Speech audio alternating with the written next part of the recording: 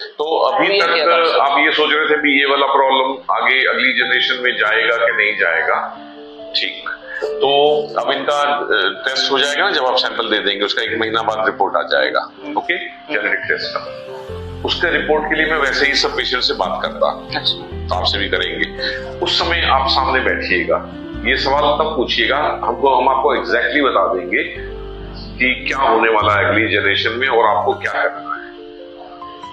ठीक है, कितना प्रतिशत बच्चों में बीमारी आ सकता है, कितना कैरियर हो सकते हैं, कितने नॉर्मल हो सकते हैं, इसको मैं 95% बता दूंगा।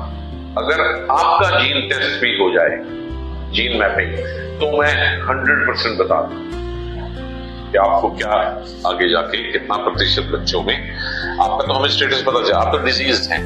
हाँ। ठीक है ना, आपके दोनों पेरेंट्स को नहीं है, किसी को पेरेंट्स को नहीं ना, तो इसका मतलब ऑटोसोमल रिसेसिव है। तो हमें पता चल गया कि आपके पास 2 जीन्स आई हैं, एक माँ से एक बाप से, और वो दोनों पेशेंट नहीं है क्योंकि उनके पास एक एक जीन था। इनका स्टेटस हमें पता नहीं, इनका एक स्टेटस हमें पता है, ये पेशेंट नहीं है, नहीं तो बता देती तकलीफ। तो ये या तो नॉर्मल है और या कैरियर है। तो हमें उन दोनों चीजों को फिर अगर जीन टेस्ट करा लेंगे तो पता चल जाएगा नॉर्मल है या कैरियर है। तो फिर हम एग्जैक्टली बता देंगे कि आपके बच्चों में क्या चांस है। अच्छा, अगर वो नॉर्मल निकली तो क्या? हाँ, अगर आप नॉर्मल निकले, जिसके चांसेस ज्यादा है, क्योंकि आप कैरियर हो गए, मुश्किल ही होता है कि कैरियर से ऐसे हो जाए, तो उसका मतलब हो जाएगा आपकी तरफ से जीन एक मिलेगी। अगर आप ऑटोसोमल रिसेसिव हैं और ये नॉर्मल है तो ठीक, आपके किसी भी बच्चे को ये बीमारी नहीं होगी। अच्छा, तब फिर दोनों की जेनेटिक मैपिंग ही करना पड़ेगा। 50% बच्चे कैरियर होंगे। अच्छा, अगर ये नॉर्मल है तो, और अगर कैरियर है तो फिर कुछ और होगा, तो और फिर डिजीज वाले हो जाएंगे 25%। अच्छा, चांसेस 25% वो है। बाहर के देशों में तो ऐसा एक पेशेंट आ जाता है तो अभी तो हम इतना ही बात कर रहे हैं क्योंकि यहाँ अवेयरनेस इतना ही है, हम तो बोल रहे हैं इनका। अभी हमने आपके भाई बहनों की तो बात ही नहीं किया, अभी हमने आपके भतीजों भांजों की तो बात ही नहीं किया, मामा मामी चाचा ताऊ का तो बात ही नहीं किया। बाहर के देशों में पूरे परिवार का वो बनाया जाता है और फिर हर एक इंडिविजुअल को बताया जाता है कि क्या, और वो भी शादी से पहले।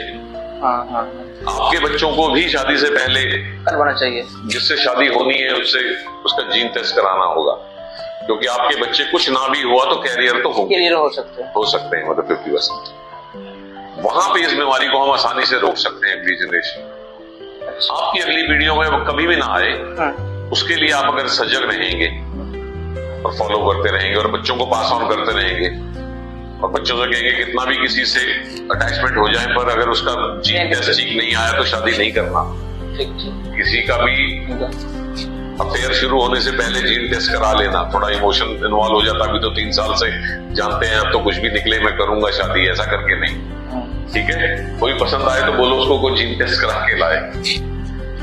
ठीक है, इस तरह से ये बीमारी दुनिया से हट सकती है। अच्छा, इतना समझदारी से सब लोग चले तो। आपका ब्रदर सिस्टर कितना? मेरा ब्रदर सिस्टर एक सिस्टर है, सिस्टर।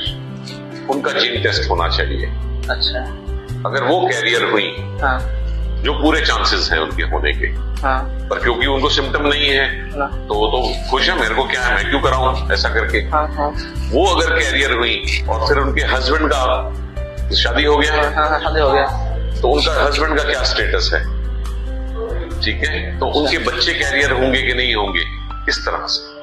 यहाँ क्या होता है, एक पेशेंट पे कंसंट्रेट करके तुम्हारा इलाज कर देते हैं, बाकी फैमिली के लोग कैरियर, जैसे आपके माता पिता दोनों कैरियर थे, पता ही नहीं, शादी कर लिया ना, बेटे को हो गया ना, समझ रहे हैं।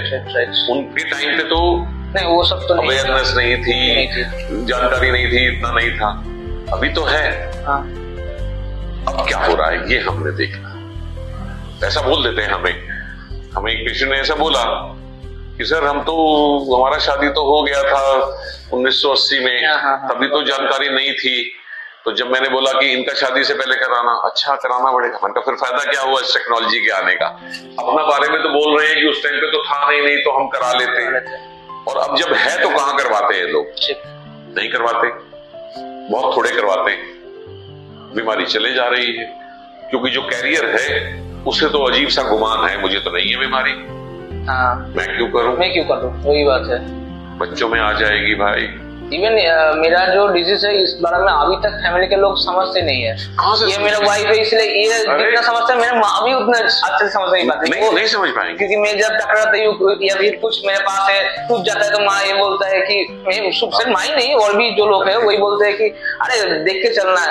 ज्ञान का चीज के लिए पढ़ाई करना पड़ता है, जमाने के साथ चलना पड़ता है, और फिर उस शिक्षा को इस्तेमाल करने के लिए मेहनत करना पड़ता है, जैसे मैं आपके लिए कर रहा हूँ। बाकी तो मुझे इतना थकने की जरूरत कहाँ थी, ठीक, मैं तो बिना नजर मिलाए भी चला सकता था ना कि, लेकिन जब तक आप समझेंगे नहीं इस बीमारी को तब तक तो इलाज का कोई मायने नहीं, कुछ नहीं होने वाला, और यही हो रहा है। मेरे फैमिली के लोग भी यही बोलता है, दूर का जो रिश्तेदार है कि ऐसा कुछ नहीं हुआ, ऐसा कुछ डिजीज नहीं होता है, हर एक चीज का ट्रीटमेंट होता है, तुम शायद तुम यहाँ जाओ वहाँ जाओ नेपाल में जाओ। मैंने बोला कि नहीं अभी तक तो जितना है वो, और बहुत सारे लोग उसको बिना पढ़े लिखे डॉक्टरों के पास पहुंच जाते हैं, दुल्हा छाप डॉक्टर या क्वैक बोलते हैं जिसको, देसी इलाज नहीं कि इस तरह डिजीज होता है। बिल्कुल।